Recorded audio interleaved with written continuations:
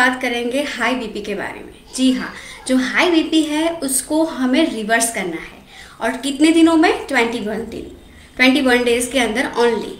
तो आज हम बात करेंगे हाई बीपी। तो जो 5 पीपल होते हैं, 5 लोग होते हैं, उनमें से एक पर्सन को हाई बीपी की प्रॉब्लम होती है, यानी कि हर घर के अंदर पेशेंट मिलेगा ही मिलेगा। तो हाई बीपी कैसे होता है? हाई बीपी होता है हाइपरटेंशन से, यानी कि अगर आप ऑलवेज टेंशन में रहते हो, यानी कि छोटी छोटी बातों का भी टेंशन बना देते हो, लाइक आपको खाना क्या बनाना है, या फिर बच्चे खाना खाएंगे या नहीं खाएंगे, या फिर आज काम वाली बाई आएगी या नहीं आएगी। It's a very small thing, लेकिन आप उसको बड़ा सा क्रिएट बना के सोच के बना देंगे तो डेफिनेटली आपको हाई बीपी होगा ही होगा। लेकिन अगर आपको हाई बीपी है और आपको डॉक्टर ने बोला है कि ये आपको दवाई खानी है, कई लोग ऐसे होते हैं, या फिर मेरे क्लाइंट्स हैं, या फिर मेरे फैमिली मेंबर्स भी ऐसे हैं जिनको बोला है डॉक्टर ने कि आप मरो तब तक आपको दवाई खानी है। यानी कि आपके दिमाग के अंदर ऐसी सोच बिठाई जाती है कि दवाई से बीपी कंट्रोल में होगा या फिर आपका खत्म हो जाएगा। तो आप कोई भी डॉक्टर से पूछ सकते हैं, दुनिया में कोई ऐसा डॉक्टर नहीं होगा जो बोलेगा कि आप इतने साल दवाई खाओ और आपका बीपी खत्म हो जाएगा। बीपी सॉल्व नहीं होगा, या फिर कोई भी जो आपका डिसीज है वो कोई भी दवा से खत्म, यानी कि आपकी बॉडी से नहीं जाएगा।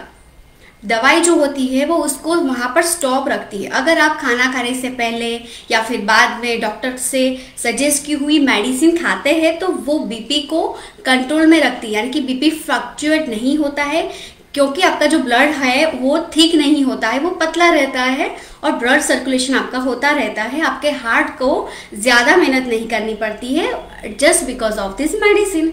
अगर आप थोड़े दिन मेडिसिन खाना बंद करेंगे तो आपको पता चलेगा कि आपका हाई ब्लड प्रेशर जो है वो है ही, और आपको चक्कर आएगा या फिर सिर दर्द होगा, यानी बहुत सारे सिम्टम्स आपको दिखेंगे कि आपका हाई बीपी है। यानी कि इतने साल आपने दवाई खाई, बॉडी के अंदर आपने दवाई डाली, लेकिन बीपी तो खत्म हुआ ही नहीं। तो मेरा मानिए, आप अपने बॉडी को 21 डेज दीजिए, मिनिमम 21 डेज दीजिए। या फिर इसका बेस क्या होता है कि अगर आपको बहुत सालों से बीपी है तो मिनिमम 21 डेज से आप 3 मंथ तक मेरा आप फॉलो किया हुआ डाइट प्लान फॉलो कर सकते हैं, या फिर थोड़ी सी लाइफस्टाइल को चेंज करके आप 100% अपनी लाइफ से बीपी को बाय बाय कह सकते हैं, है ना। तो मैंने सबसे पहले आपको बताया कि डायबिटीज को भी रिवर्स किया जाता है। बहुत सारे लोगों ने ज्वाइन किया और उनको धीरे धीरे रिजल्ट मिल रहा है, वो लोग अभी ट्रैक पर है। तो ये है अभी बीपी के बारे में। जिन लोगों को भी हाई बीपी है, हाइपरटेंशन है, तो मैं सबसे पहले उनके लिए लाई हूँ थोड़ी सी ट्रिक्स, थोड़ी सी टिप्स, और उसके बाद मैं आपको सिंपल सा डाइट प्लान बनाऊंगी जो सब लोग फॉलो कर सकते हैं। तो सबसे पहले जो है टिप्स आपके लिए है वो है आपका जो डेली शेड्यूल है वो अच्छे से चेंज कर दीजिए। यानी कि अगर आप लेट नाइट तक आप जागते हैं या फिर काम करते हैं तो पहले जल्दी से सो जाइए। कोई भी ऐसा काम नहीं है आपकी लाइफ से इम्पोर्टेंट, बिल्कुल कोई ऐसा काम नहीं है जो नहीं हो सकता है। तो जल्दी से अपने डे को खत्म कीजिए, सो जाइए, मैक्स टू मैक्स 11 बजे सो जाइए, जल्दी उठिए। उठने के बाद आपको क्या करना है, आपको थोड़ा सा एक्सरसाइज करना है, यानी कि मेडिटेशन कर सकते हैं आप।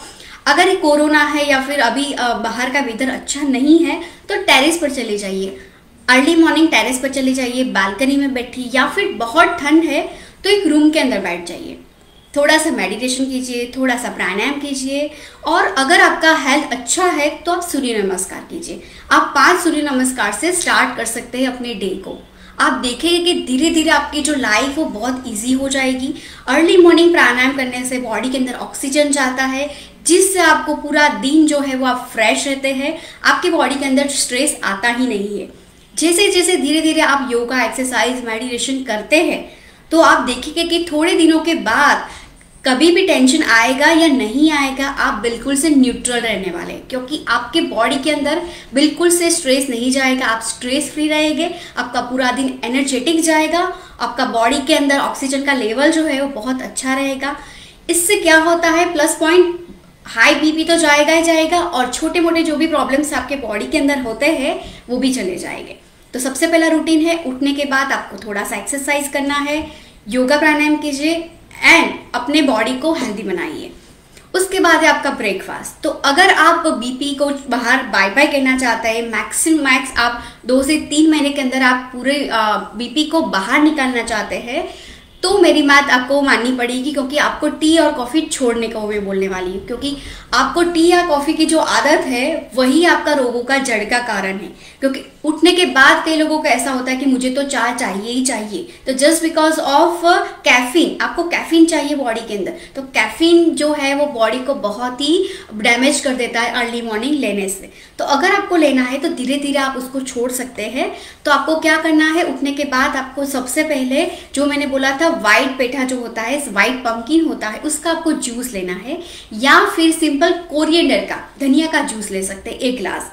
मिक्सचर के अंदर क्रश कर दीजिए, उसको स्ट्रेन कीजिए एंड आपका जूस इज रेडी। तो वो ले सकते हैं आप 1 गिलास। या फिर व्हाइट पंपकिन का जूस जो होता है वो ब्लड को डिटॉक्सिफाई करता है, आपके बॉडी के अंदर जाने के बाद वो टॉक्सिन्स को खींचता है, सक करता है और बॉडी से फ्लश आउट करता है। और उससे क्या होता है, आपका बॉडी जो है वो लाइट रहता है, आपका जो खून है वो पतला रहता है, और आपका जो हार्ट है उसको ज़्यादा काम नहीं करना पड़ता, और आपका धीरे धीरे बीपी जो है वो नॉर्मल होता जाता है। तो सबसे पहला ये रूटीन है आपका डाइट का। आपको जूस लेना है। अगर जूस के बाद आप टी या कॉफ़ी लेना चाहे तो लाइट कम टी वाली आप टी ले सकते हैं विदाउट शुगर। कॉफ़ी भी ले सकते हैं, बहुत डार्क नहीं लेना है, थोड़ा सा ही कॉफ़ी आपको डालना है और वैसा आप ले सकते हैं। उसके बाद ब्रेकफास्ट। तो ब्रेकफास्ट के अंदर आप पराठे या फिर बहुत ऑयली चीज़ें बिल्कुल मत खाइएगा, क्योंकि जितना हम हैवी खाते हैं, जितना मसाला वाला हम फूड खाते हैं, तो बॉडी के हमारे जो ऑर्गन्स हैं उनको इतना पचाने के लिए मेहनत करना पड़ता है। और पूरा बॉडी जो है वो हमारा जो ऑर्गन्स होते हैं सारे जो डाइजेशन के होते हैं उनको वही काम करना पड़ता है, यानी कि वो 4-5 घंटे पचाने का काम करते रहते हैं। उसके बाद हम दूसरा खाना खाते हैं, उसके बाद बॉडी फिर से पचने का काम करती है। तो पचाते पचाते वो वही काम करती रह जाती है और बॉडी को रेस्ट नहीं मिलता है। उसी वजह से भी ये सारे प्रॉब्लम होते रहते हैं। और कई बार ऐसा होता है कि हम कंटिन्यूस कुछ ना कुछ खाते रहते हैं। कई लोग ऐसे होते हैं ऑफिस के अंदर कुछ ना कुछ समोसे है या फिर पिज़्ज़ा है या फिर चाय है, बहुत सारी चाय पीते हैं। उसी वजह से भी क्या होता है, बॉडी के अंदर डाइजेशन की जगह ही नहीं रहती। आप कुछ ना कुछ खाता रहते हैं और बॉडी जो है वो बाद का खाया हुआ जो खाना है वो डाइजेस्ट नहीं कर पाती है। उसी वजह से भी बॉडी के अंदर बहुत सारे प्रॉब्लम्स स्टार्ट हो जाते हैं। तो प्लीज़ अवॉइड कीजिए ऐसे फूड को। मिनिमम आपको 21 डेज देने हैं बीपी को रिवर्स करने के लिए। और उसके बाद आपको क्या करना है, अगर ब्रेकफास्ट के अंदर आपको भूख लगती है तो आप फ्रूट्स खाइए। मैं आपको सजेस्ट करती हूँ सारे फ्रूट आप खा सकते हैं। सीजनल इज ओरिजिनल, यानी कि सीजनल जो फ्रूट है वो आपको सस्ते भी मिलेंगे और सीजनल फ्रूट फ्रेश भी मिलते हैं। यानी कि स्टोरेज जो फ्रूट होते हैं, यानी कि ड्रैगन फ्रूट है या फिर जो सीजनल के नहीं है वो आप लेने जाओगे तो आपको कॉस्टली भी होंगे। लेकिन आपको लॉन्ग टाइम तक डेली कुछ भी खाना है तो आप सीजनल फ्रूट को पसंद कर सकते हैं। आप बनाना खा सकते हैं, कोकोनट वाटर ले सकते हैं, या फिर जो भी सीजनल में मिलता है आपको वो फ्रूट आप खाइए।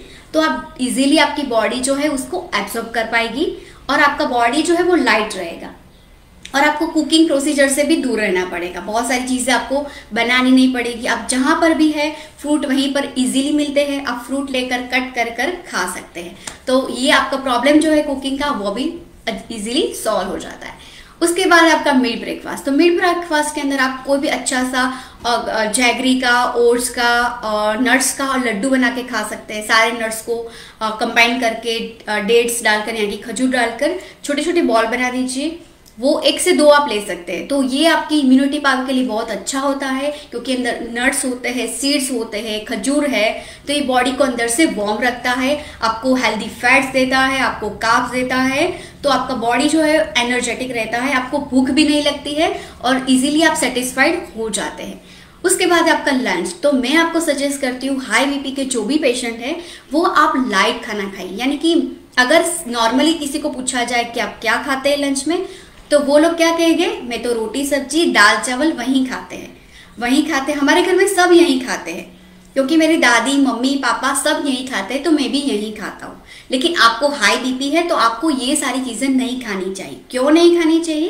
क्योंकि मैंने लास्ट 2 वीडियो के पहले मैंने बोला था कि जो ये कॉम्बिनेशन होता है, यानी कि राइस एंड दाल का कॉम्बिनेशन होता है, रोटी और सब्जी का कॉम्बिनेशन होता है, उसके अंदर अल्कलाइन नहीं होता है, उसके अंदर क्षारीय तत्व नहीं होते हैं, सिर्फ वो लोग रॉन्ग कॉम्बिनेशन होते हैं और उससे बॉडी के अंदर एसिड जमा होता है बहुत सारा। और हमारी जो लाइफस्टाइल है ऐसी है हमारी अभी, तो वो उसके अंदर हम जल्दी से डाइजेस्ट नहीं कर पाते। तो आप क्या कीजिए, सूप ले लीजिए, सलाद लीजिए, या फिर rice and dal and curd, ऐसा सिंपल फूड ले लीजिए। आप खिचड़ी भी ले सकते हैं, खिचड़ी एंड कर्ड ले सकते हैं, ठीक है।